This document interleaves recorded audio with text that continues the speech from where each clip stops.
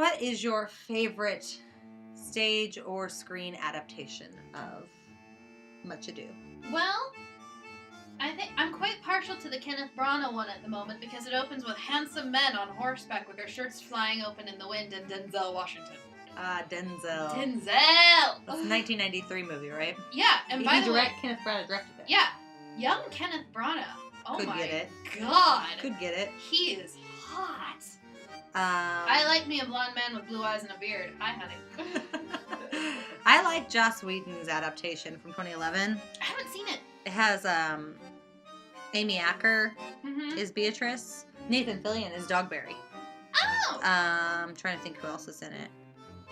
What about that one with David Tennant and Catherine Tate? I haven't seen that one either. That is a stage version, Oh, a stage gotcha. adaptation, but it's been filmed. Yeah, and it's David Tennant and Catherine Tate. I think it was through the Royal Shakespeare Company, if I remember correctly. Any production that opens with handsome men on horseback and leather pants, I am all for. Welcome to This Is Lit, a podcast where we drink and talk about our favorite books. I'm Elizabeth. And I'm Casey. So raise a glass and let's get started. Okay, Liz, what are you drinking today? I am drinking Muscadet. The name of the Muscadet is Le Filet de Grasse Monton, I believe. Uh-huh. It is a French white wine. My wonderful husband got me a book about wine at Christmas, and so I have been marking all the wines that I have been wanting to try. This one was actually made in Washington State. Light, crisp wine, nice and dry. I'd compare it more to like a lemon and maybe a grapefruit. Uh-huh. Nice and dry, light and crisp. Has a hint of kind of an effervescence at the end, but it's not really there. You're also joining Liz into her second glass of wine. Getting a little fancy over there, aren't you? Yeah. It has an effervescence Yes. and blah, blah, blah, fancy Liz terms. has not had a drink in 3 weeks, and she is very glad she is She's back. feeling good. Well, I am drinking Barbera d'Asti, which is a red wine from the d'Asti region It's Italian, dear. of Italy. Yeah, because I like Asti d'Asti Spumante. Yes, like you do. Champagne. So you like that region. Yeah, I do. Anyway, it's red wine, but it's not bitter. It's not necessarily sweet, but it is fruity. And I like it. Yes. According to my wine book, it is supposed to be low tannin, high fruit And that is aroma. that is me. Low It's pretty tannin. darn tasty. Low tannin Casey, they call me. Low tannin. Oh boy. We amuse ourselves. Yeah, we're 5 minutes into this and we're already off track. Today, we are discussing another classic Shakespearean tale, my personal favorite of the comedies, Much Ado About Nothing. Yes. This is the story of Benedick and Beatrice, Mm-hmm. the story of Hero and Claudio. Claudio. And Fickle little thing. And it is the story of a bunch of nosy busybodies who are trying to get involved in everybody else's business, which is my favorite kind of busybody. Are you referencing Don Pedro, perhaps? Perhaps I am referencing Don Pedro. So, basically, this is a play that's set in Messina, and it is Don Pedro is returning from a successful battle. Yes. He is a prince. And he and his soldiers, Claudio and Benedick, are two of his closest friends who are also his companions, but are also, I believe, soldiers in his army. They are coming along as well, and they also bring Don Pedro's younger brother, Don John. Don John, right. So, the show actually begins with Beatrice, who is at the house in Messina, and being like, oh, is Benedick with Don Pedro? When she hears that Don Pedro is coming to town. And, the messenger says, yes, of course. Yeah, the messenger says, yes, of course. And Beatrice immediately goes on a tangent about how terrible Benedick is. God, Benedick is the worst. He's terrible. How many people did he slay in battle? I promised to eat all of them. He's a bad soldier and an even worse person to talk to, and I just really can't stand the man. But of course she was the one that asked about him. But her uncle, Leonardo, who is the governor. Yes. And is the owner of the house where she's staying. Yes. Kind of comments to the messenger, oh, they're just like this. They're just like this with each other. So right off the bat, you're just like, oh, this is one of those. It's a flirtation through sarcasm, which I know nothing about and have never done to anyone ever. Really? It takes a long drink of wine. Listen. Anyways, so Leonardo welcomes them to stay at his big fancy house for a month. And Beatrice and Benedick immediately begin bantering and bickering. And like an old married couple. It's truly disgusting. It's a delight to see. It's great. As an audience member. It really is. It's a lot of fun. You get the sense of they're either going to tear each other apart or bet each other in a week. Yeah. That pretty much sums it up. Along the way, we introduce Don John, mentioned, who is the brother of Don Pedro, his illegitimate brother, and he is our antagonist. Yes, he is. In the meantime, Claudio sees Hero, Leonardo's daughter, so Beatrice's best friend and cousin. Yes. And they have some history of knowing each other, and he's had some feelings for her. I believe he tells Don Pedro that he's like, when I went to war, all I had were thoughts of war, and I liked her then, but I've come back and I see her, and I love her now. And so he tells Benedick he's going to marry her. Mm-hmm. And Benedick immediately goes off on a tirade against marriage and how it is terrible, and all people who think marriage is good are also terrible, and that he's basically just like, I'm never going to get married. It's not so bad. And Don Pedro goes, oh, I think you will. I think when you found the right person, you will. So, this is where Don Pedro becomes matchmaker. Wingman number one. Wingman extraordinaire. Because there's a masquerade ball. That night, yes. And Claudio doesn't want to talk to Hero because he's all shy and scared and whatnot. And so Don Pedro's like, I will put on your costume and I will woo Hero. I will woo said strumpet for you and regale her with tales of your heroics so that way she falls in love with you. Which, best wingman ever, by the way. So that's what Don Pedro does. But Don John tries to start trouble by telling Claudio that Pedro wooing Hero for himself. Yes, Hero for himself. So they get into it. But they end up saying that to who they think is Claudio, but it's really Benedick. Yes. Because everybody's wearing masks. The thing about this show, the beautiful thing about this show is that it's almost a farce before farce existed. So it is. Let me explain. In theater, there's a specific type of show called a farce. And within farces, there are shows called door slammers. I think we've talked about before. You mean like Clue? Like Clue. Clue is a door slammer. Rumors by Neil Simon is a door slammer. Noises Off is a door slammer. Another example of a farce. The Man Who Came to Dinner. Yeah, they're actually doing that out in Leawood. That's the one I was telling you about. Yes, I was in that one. Yeah, they're actually doing that out in Leawood. That's a farce. But farces are basically, I always call them the Scooby-Doo plays. Because what happens is people disguise themselves and dress up. People run around entering rooms just after the person they need to talk to left the room. And basically shenanigans ensue. And because of this, a lot of misunderstandings happen. What was the one that I went and saw when I was young? It wasn't The Man Who Came to Dinner. There's a lot of them. Yeah. But this is not technically a farce. Because at this point, I don't think farce was really considered to be a type of show. I will have to say that, I've had a long and varied history with the show. To refresh myself, I watched the Kenneth Branagh version this morning, just to kind of refresh myself with the plot and the story and things like that. And I will say, if anything, Kenneth Branagh, there were parts of the show where, I was just, laughing out loud. Yeah. Oh, yeah.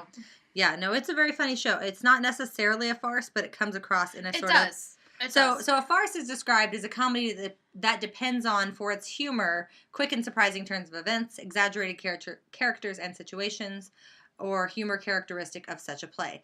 Boeing is another great farce. Yes. And then, they're kind of madcap they did actually start with the Greeks. Of course, Geoffrey Chaucer's Canterbury Tales are technically farcical. Chaucer. And then William Shakespeare, the one that I would think of as describing as a farce is Comedy of Errors. I love Comedy of Errors. That's my favorite comedy of his. Yes. But this show definitely has elements of farce to it as well. Oh, for sure. I saw it this past summer at Shakespeare in the Park. Every big city does a free Shakespeare festival every summer. I go every year. So yeah, you'll have to come with me next year. It'll be a drama next year because they alternate. But this last summer, it was Much Ado About Nothing, and I love Much Ado. The choreography was some of the funniest part of the show. Whenever I'm thinking about, first off, the masquerade ball, whenever Don John thinks he's talking to Claudio, but he's actually talking to Benedick, who then goes and tells Don Pedro. Or I think about the scene where Benedick is trying to listen in on the conversation. Oh my gosh. They know he's listening in, but they're trying to pretend that they don't know. Yeah. So he's trying to hide from them, but he's making it harder for them to pretend not to see him, but because he's moving around so much. It's just I laughed a lot at that part, because in the Kenneth Branagh version, he's fighting with like a folding chair, and I'm like, I don't know if that's like Benedick's character or if it's Kenneth Branagh having trouble with this chair. So anyway, let's back up here. Back to the masquerade ball. Yes, the masquerade ball. Which no good can ever come of a masquerade ball. Masquerade ball is always thrown. No good ever comes. I've seen The Scarlet Pimpernel. I've seen Phantom of the Opera. I've seen Much Ado. No good can ever come of a masquerade ball. So Beatrice is at this masquerade ball, and she starts to dance with this mystery man. And while she's dancing with the mystery man, all she can talk about is how stupid Benedick is. He's a jester, a fool, da-da-da-da-da. He is the princess fool, I believe, is one of the quotes. And Benedick, who is, of course, the mystery man. And he's like, I just came out here to have a good time, and honestly, I'm feeling so attacked right now. Because he's like, how does she know me so well and not know me at all? So, Don Pedro gets to hear Benedick bitching about what Beatrice said about him. He's already successfully set up Claudio and Hero, but that wedding's not for a whole week. So what's he going to do in this meantime? Exactly. And he's like, why is Benedick so upset that this woman thinks so ill of him? Oh, he must like her. You know what we should do with the weekend between the wedding, now and the wedding? We should set Benedick and Beatrice. He is so in everybody's business. The true hero of this story. A wonderful, wonderful semi-monologue with her uncle. No, her uncle. Hero's father, where he's talking about like trying to find her a husband, and she's like, no, I shall go to hell, and the devil will say that this is not a place for fair maidens, and he will send me to heaven, and there at the gates of St. Peter he will show me where the bachelors sit. Yes. So Don Pedro has decided that he's going to matchmake Beatrice and Benedick. He's like, the only thing that's kept them from basically ravishing each other is the fact that they both have so much pride, and so all they do is bicker at each other instead of talking about their feelings. So what we need to do is make sure, though my horse were as fast as your tongue. So even we need to make sure that Benedick overhears us talking about how madly in love with him Beatrice is. But she's too afraid to tell him, for she will die if she tells him, but she will die if she does not tell him. So Hero and her maid Ursula are also involved. Yes. Because they are going to be the ones to Hero make sure that Beatrice overhears them talk about Hero is drawn into this matchmaking plot because Claudio is friends with Don Pedro, and Don Pedro is like, here's what we're going to do. Now that we've gotten y'all together. Yes, tell your future bride. This is what we're going to do. So they decide to make Ursula and Hero are going to talk about how much Benedick admires Beatrice in her hearing. Yes. And then both of them will think that the other has unrequited love for them. Which is quite the ego stroker. Yeah, it is. Is there anything more truthful than unrequited love? Requited love, my dear? So anyway, that's where the scenes that I'm talking about come in. The absolute comedy of Don Pedro and Claudio discussing Beatrice's love for Benedick. Yes. Well, Benedick listens in. He doesn't know that they know he's there, and so he keeps trying to hide in like increasingly elaborate ways, but is not very good at it. No. The boy is about as subtle as a gun. He's actually making it harder for Claudio and Don Pedro to ignore him. It's a very, very funny scene. And Beatrice is not any better. No, Beatrice is just as bad. In the version I saw, Beatrice actually gets a bucket of water dumped on her head. Oh! Because she, like, pulls up underneath a window to hide where a maid is, like, dumping out the laundry water. That's a genius. Oh, it's so funny. Bravo to the director on that one. It is so funny. So, while that is happening, Don John is off being a dick. Yes, Don Pedro's younger brother. He's illegitimate. Bastard younger brother. He's illegitimate, so he can't be a prince, and so he's bitter about it. He can't rule. Quite bitter about it. Which, I'm like, dude, come on. The guy is like, I know you're the prince's brother and you're illegitimate, but I still welcome you with the same love and affection as I do your brother. Mm-hmm. And he's like, I have no want for... I think he's a sociopath. Yeah, he's bad.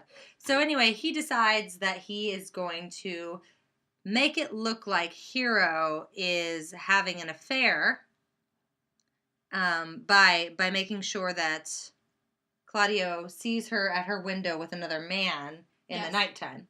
But what's actually happening is her chambermaid, Margaret, is at the window with Don John's friend, Borachio? Is that right? How do you spell it? I don't know. I'm just going from memory. Borachio?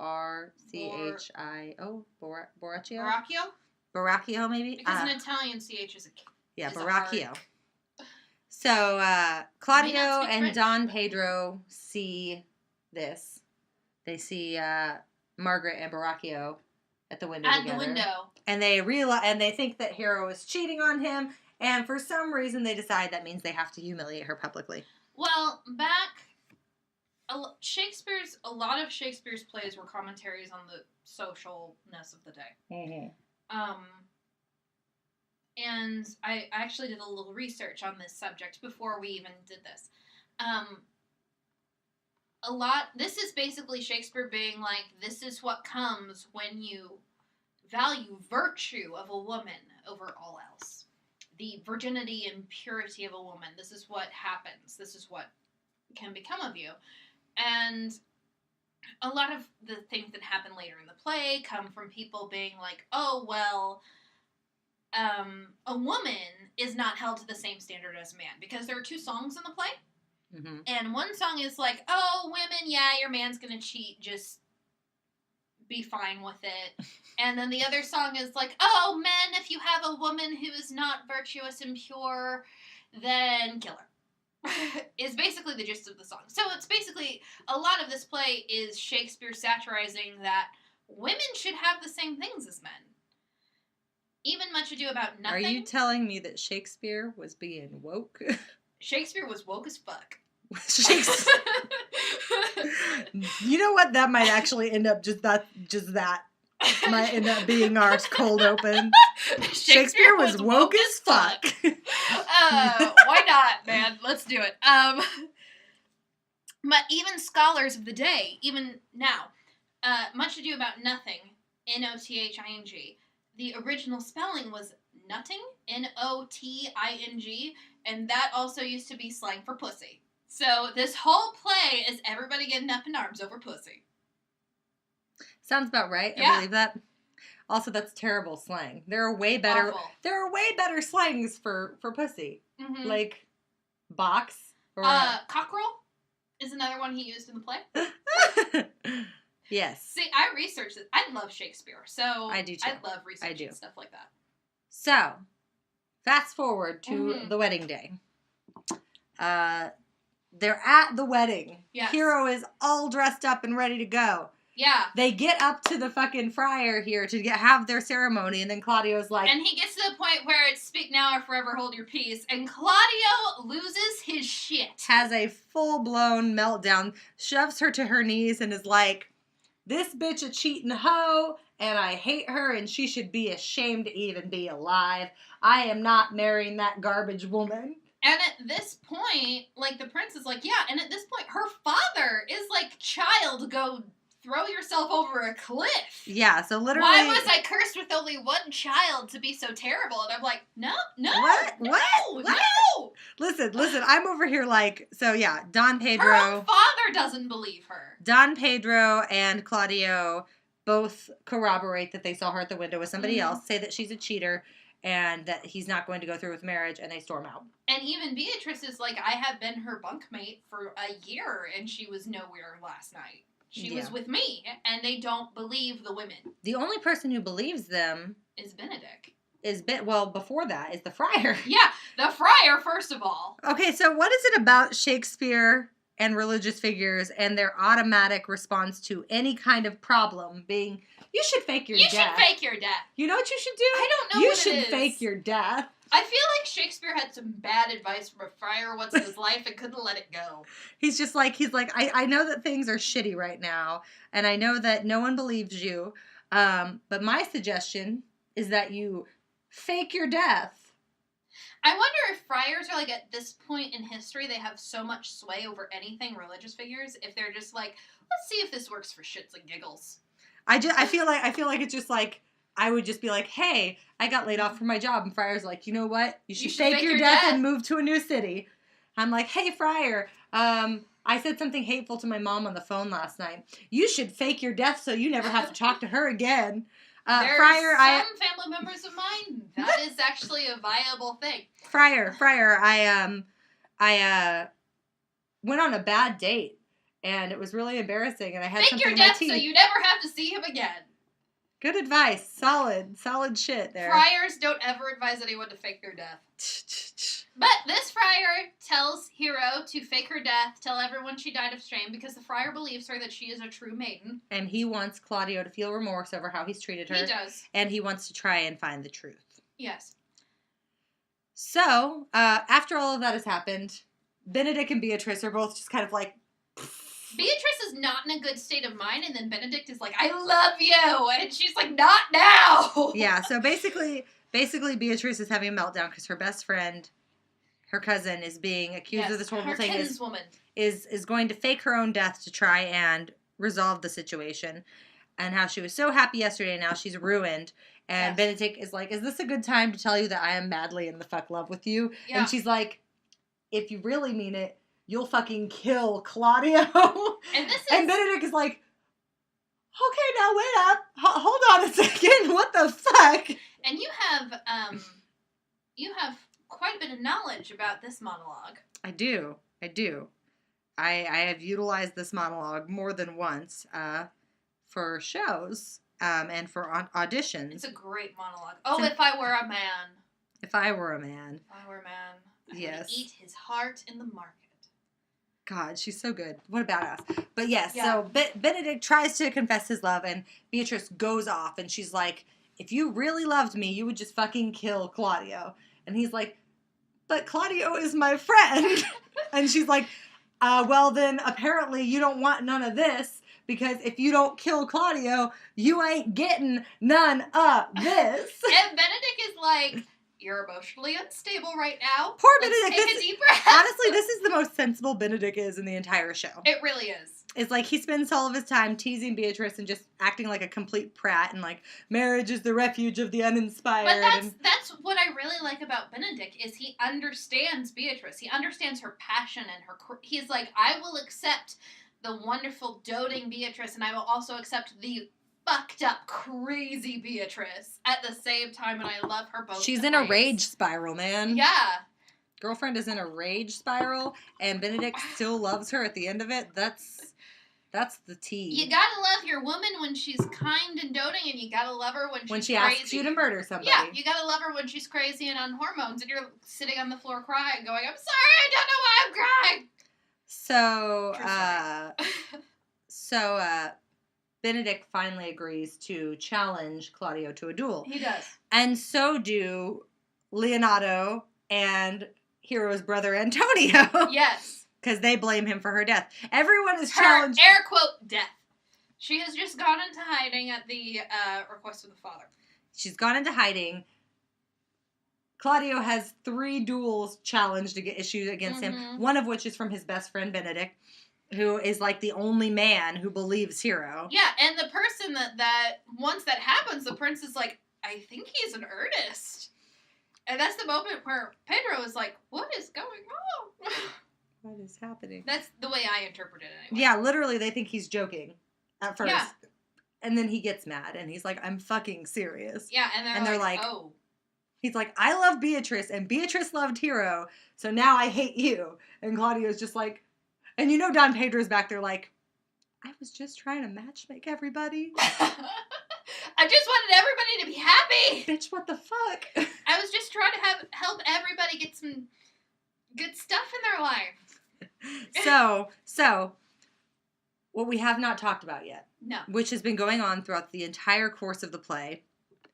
I hate to call them the comedic moments because the whole play is a comedy. But we haven't talked about the watch yet. Freaking God, I love the watch. So the watch in the Kenneth Branagh version, the head is played by Michael Keaton. And he is insane. It's glorious. Michael Keaton might actually be insane. Like, he might really be crazy. Yeah. But yeah. If you have not seen the Kenneth Branagh version of Much Ado About Nothing, I highly recommend it. Yes, the Kenneth Branagh version is a very good, but I forgot it was Michael Keaton.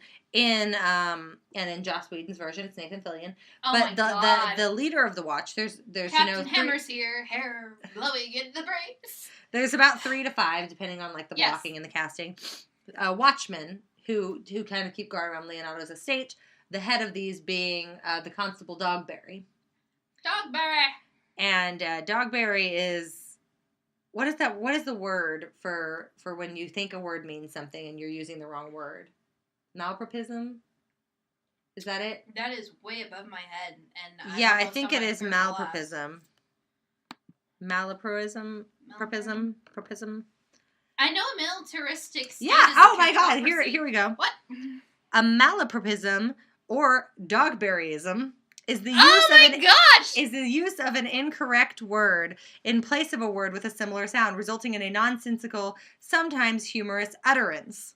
And Dogberry is that exactly because they named it after him. An example would be when the baseball player Yogi Berra said, Texas has a lot of electrical votes rather than electoral votes.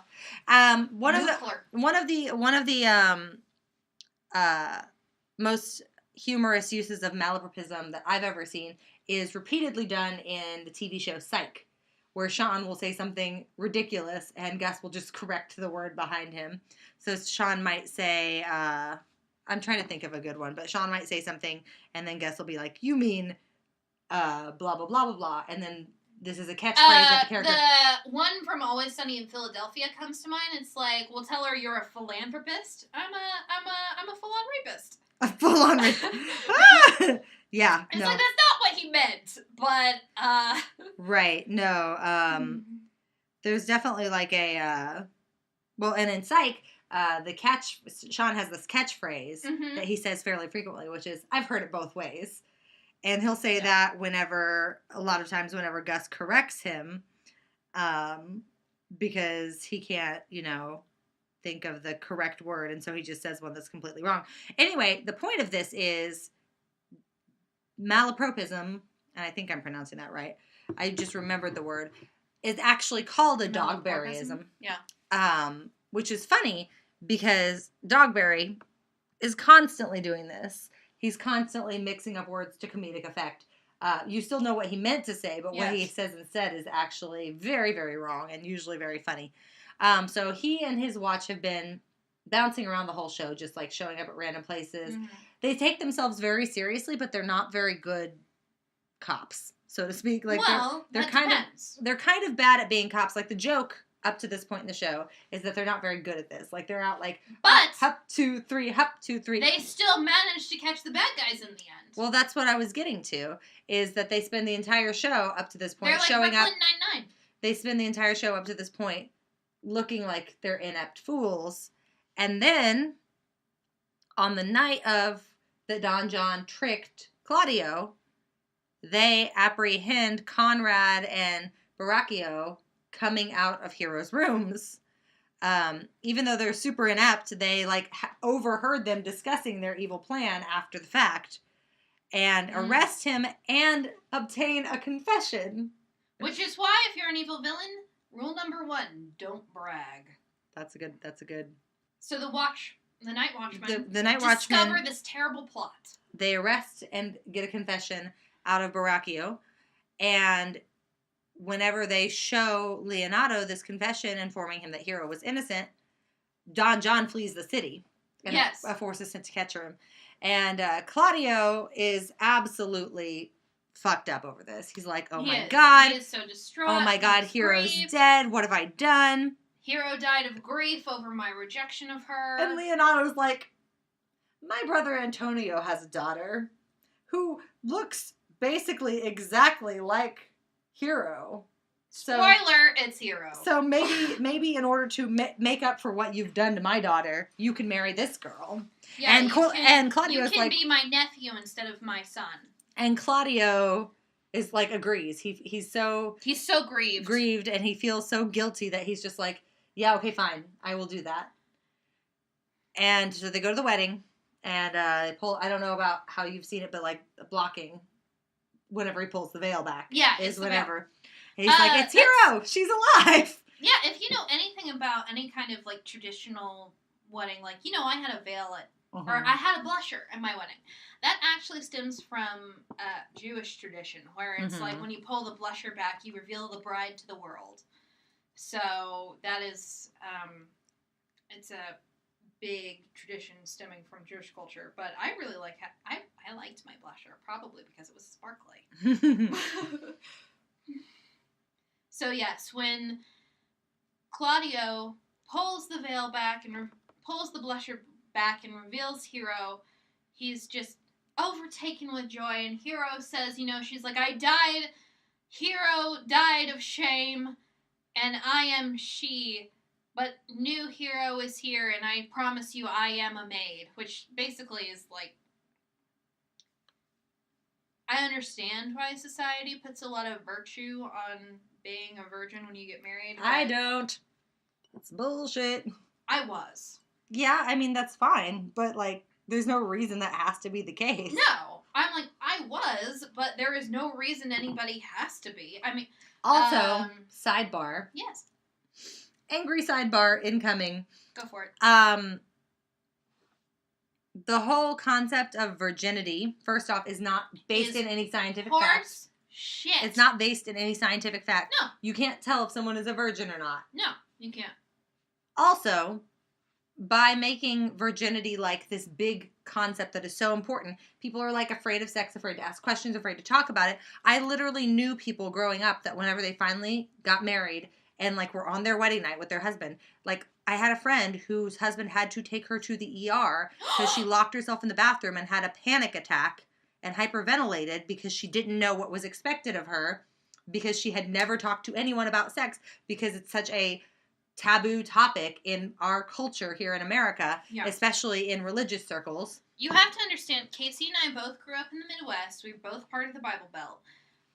Virginity has a high price tag. I mean, I literally signed one of those fucking contracts that said I would say a virgin until I was married. And that's bullshit. Like, there were contracts. There were, like, purity rings that your parents gave you. And the obsession with virginity is criminal. It is. It really is. Especially since you're putting all of that on the woman. Yeah, because, like, none of my brothers got purity rings given to them as gifts. None of them had to sign a contract promising that they would stay pure until their wedding. Like, the only virginity, quote unquote, that matters in society's eyes is that of a woman. This comes down to what Shakespeare was trying to get through with this play, is that the standards of women are not the same as the standards of men. Men can have as much promiscuity as they can, and they're considered, like, awesome. But if that happens to a woman, it's not the same thing. And I'm like, I don't care. To quote John Green, it's like, if you have had other partners, you can't... It's like having a favorite breakfast cereal. If Honeycombs is now your favorite, you can't go back and be like, well, I'm sorry that Lucky Charms was my favorite when I was younger. You can't go back and uneat those cereals. Wowee. Okay. Yeah. But, you know what I mean? It's like, it made you happy. It made you happy. Why should you apologize for that? Yeah. No. And at any rate, yeah, the commentary that's here about, you know, women being unfaithful to their husbands being unacceptable, but men cheating being expected. You hold your head high and carry on, dear. No, that's not okay. No. And that's such an interesting thing in the show, because literally the show ends with, like, you know, oh, it's fine, Hero, I'm glad Hero is alive, but there's still the implication that Claudio would have felt that way, like, if she had actually cheated on him, like, he would have, he wouldn't have felt guilt, over, like, if she had died, if she'd killed herself. He'd been like, well, bitch deserved it because she was Yeah, so it's like, at that point, I'm like, is Claudio a good person? I would say he's a terrible person. Claudio is a fickle man. And I think this is interesting also whenever it comes down to... I think Beatrice and Benedick are a better couple than Claudio and Hero. Well, and I think so too. And also, in modern times, when you talk about this play with people, they will consider Beatrice and Benedick to be the main characters. They're despite not. Claudio and Hero are the main characters, technically. No, technically they're all four main characters. Both storylines are given equal prominence within the text. Yeah. But most people focus on the Beatrice and Benedick storyline, and I can't help but wonder if that is because it doesn't require an uncomfortable reckoning with the fact that Claudio only cares about Hero in a conditional sense, you know? Yeah. Love is unconditional. That's why I think Claudio is in lust infatuation with Hero, and I think Benedick is in love with Beatrice. And see, that's interesting because it's like, it's a Shakespearean comedy, which means it ends in a marriage. Yes. All Shakespeare ends in either marriage or death. That's how Shakespeare writes. So it had to end with marriages, and, like, you know, Claudio and Hero may be very happy together, but, like, that doesn't change the fact that Hero... I will say, if my husband ever believed that I was unfaithful to him, I probably would die of heartbreak as well. Because I love him so much. I can understand being upset if someone cheated on you. Absolutely. Yeah, in either scenario. So cheating is not okay. Like, however, part of me is like, is Claudio a bad person because he loves Hero conditionally, or is Claudio a bad person because he took a shot to his ego? I think the problem with Claudio is not that he is upset about cheating. Because I think being upset about cheating is a reasonable thing to be. I think it's upsetting that Claudio could have heard about the death of another person, which came about essentially because of his behavior, and feel no guilt over that because he justifies what he did as being okay because they were a cheater. So you're saying Claudio is an internet troll? I'm just saying that, like, say, for example, that I was dating a man, and he found out I had been cheating on him. And he broke up with me because of it. Mm-hmm. So far, so good. That's reasonable. Say he broke up with me publicly and told every one of my friends and family members that I was a cheater. Dude, not That's cool. Not normal. And then say I killed myself over it. And his response was, well, she cheated on me. Okay. That's lacking in empathy in a disturbing way. Valid point. Like, it's not so much that he's upset that she cheated, because, like, I would be upset if I were cheated on. Yeah. I might even break off a relationship if I was cheated on, depending on the circumstances. But not showing remorse for someone's death, like, not feeling any kind of guilt, even though you know that it was... Someone claimed to love at one point. Even though you know that, while it wasn't your fault, obviously someone committing suicide is never anyone's fault. No. But if your actions triggered that, I would imagine a normal person would feel guilt over it. But Claudio only feels guilt once he knows that Hero was innocent of what he accused her of. That's where my problem is. I have an acquaintance that's going through this exact same situation, except nobody has committed suicide yet. But hopefully at all. Yeah, or hopefully at all. Oh, he won't. He loves himself too much for that. And it's a bad situation, but she's like, oh no, I'm telling everybody that he cheated on his 8-month pregnant wife. Yeah. I'm like, good for you, honey. It's not even the public thing. It's just, I'm just saying specifically that, like, in the text, Claudio only ever feels remorse after it is confirmed to him that she was innocent. Like, if she hadn't been innocent, he never would have felt bad about it. And again, this is Shakespeare pointing out that the virtue of a woman is really an unnecessary, fickle thing. Yeah. So, it's, the play ends. We've gotten off track here, though. Yes, the play ends with Beatrice and Benedict finally publicly confessing their love for each other. Yes. Thank God. Everyone's like, oh, God damn, it's about time. Yeah, they're literally that couple where everyone's like, we've been fucking betting on this. We've been waiting for it. Like, God damn, can we have a fucking... Thank God. And then they receive news that Don John's been captured, and Benedict's like, we'll deal with him later. We're having a happy couple's day. Deal with him tomorrow. We're having a happy couple's day. We're going to be happy today. And Don Pedro says that he's lonely. And Benedict, thee a wife! Who at the beginning of the play was like, I shall never marry, was like, boy, you gotta get you a wife. You gotta get married so you can be happy forever. It's just like the turnaround. Okay, marriage is not happy forever. It is wonderful and glorious, but you cannot be happy all the time every single day. You can't do that at all, ever. Marriage is work. Anyone who says marriage is not work is lying. Mm-hmm. Because you both grow as people, which I hope you do, and I hope you grow together. Yeah. No. Paul and I are not the same people we were 5 years ago when we got married. Right. But we've become better people because of each other. I've become a little bit more jaded, but I feel like that's normal.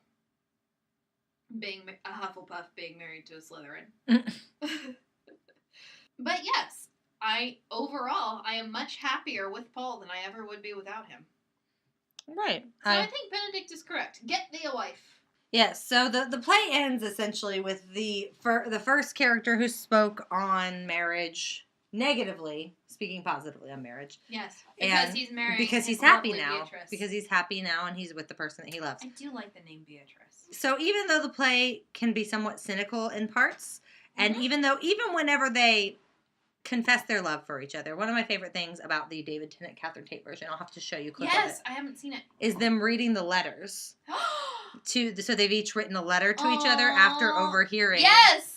We kind of skipped that, but after... I love that when Benedict is trying to be like, I'm trying to rhyme it, making a wonderful sonnet, but I was not born under a rhyming star.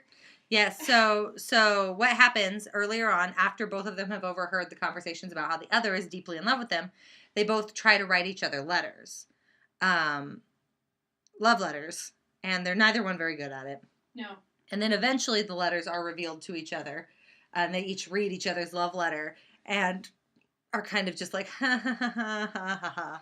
But whenever David Tennant and Catherine Tate do it, they both read it, and their faces get more and more disgusted with each line they read until they both finally crumple up the letters and throw them over their shoulders. It's just like, and all their friends are just like, guys, please, please. David Tennant and Catherine Tate have always been a great duo. I loved them in Doctor Who. Mm-hmm. They were fantastic. And you can tell they're both really good friends in real life. Yeah. They're a great duo. Yes. So anyway, it's my favorite. In the Kenneth Branagh one with Emma Thompson, they each get their letters and they're both like looking at each other like, are you okay? I'm okay. Are you okay? I'm okay. And then like they both try to like steal the letters back and they're like, no, slap. Mine. It's pretty good. It's like, I made you a friendship bracelet. Oh, it's terrible. Well, you don't have to wear it. I'm wearing it forever. Yeah. So this is my favorite of the Shakespearean comedies, probably. It's very fun, and especially as an actress, like the way it is performed on stage and the way blocking is done for it. I would love to be Beatrice. Is very, very fun. Beatrice would be a very fun role to play. I'd love to do it. But I wouldn't say Beatrice is, to me, the most relatable character in the show. Who would you say is the most relatable character? For you, personally. For me, it's Benedict. Yeah. Easily. And see, I relate to Benedict, but I am Beatrice. I am that woman that's like, if I don't find a man and I go to hell because of it, the devil will just be like, get the hell out of here. I relate more to Beatrice than I do Benedick. Yeah. But I can see how you relate to Benedick, because you're very married. I don't need a piece of paper to tell me I love somebody. Right. Which, that's a lot of what marriage is. I'm a little bit of Beatrice and I'm a little bit of Don Pedro. I'm a romantic. You're nosy? As hell. As hell. Honestly, the true hero of this story is Don Pedro. Yes. Well, on the one hand, Don Pedro got these two couples together through his convoluted, conniving On the other hand, Hero would have not had to fake her death. Don Pedro is the one who got Claudio even more fired up about the cheating than he already was. This is true. So, Don Pedro is a nosy son of a bitch. But I'm not quite as nosy as Don Pedro, so if there is like a combination between Beatrice and Don Pedro, I am it. Yes. Yes. So, that is Much Ado About Nothing. It is Shakespeare's one of Shakespeare's comedies, published in 1623. It's one of my favorites. The only reason it's not my favorite is because I haven't been in it. I was in Comedy of Errors, so that's why it's my favorite comedy. I see. But if I'm ever in this play, it will probably be my favorite. So, how many bottles would you give Much Ado About Nothing? Oh my god. 4. 4 bottles? 4 bottles. I love it. I love the characterization. I love the drama. I love the comedy. And there's so much you can do with it. I love it. I love Much Ado About Nothing. I would also give it 4 bottles. Ooh, 4 that's out of the 5. First time. That's the first time for the two of us. 4 out of 5 bottles. Much Ado About Nothing. I think one of our highest rated stories thus far. I think it is our highest rated story so far, is Much Ado About Nothing. Well, I love it. I can't wait to see it again, because I will see it on stage next time I get the opportunity, and we will watch for sure the Catherine Tate David Tennant version together. Yes. Listeners, if you want to check out Much Ado About Nothing, it is in the public domain, so it's very easy to get a hold of. Yeah, you can Google Much Ado About Nothing script. You can also Project Gutenberg has it available online. Yes, you can watch the Catherine Tate David Tennant version on Amazon. You've also got the Emma Thompson Kenneth Branagh version on Amazon, which is where I watched it. You've also got the Joss Whedon version on Netflix for free on Hulu. And it's on Netflix. Yeah. But yeah, check it out. And thank you guys for listening. We will see you next time. Cheers. Thank you for listening to our podcast. For more information, visit us at litliteraturePodcast.com or check out our Facebook, Twitter, and Instagram pages. And remember, too much work and no vacation deserves at least a small libation. Cheers!